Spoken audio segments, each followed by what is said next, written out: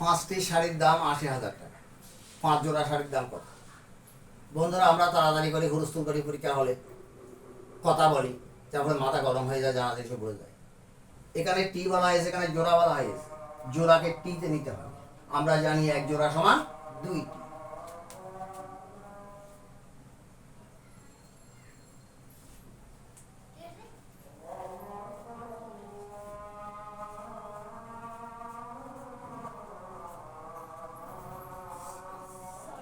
এখন 5টি শাড়ির দাম দেওয়া আছে।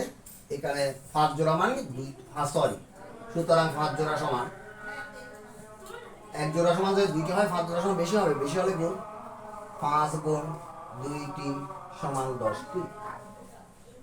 তাহলে 5টি শাড়ির দাম যদি এত টাকা হয়, 10টি শাড়ির দাম কত? বন্ধুরা, উত্তর চেয়েছে দাম, দাম লিখতে হবে ডান দিকে।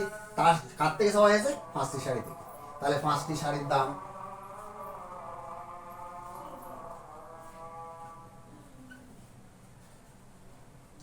সমান ৮০,০০০ টাকা।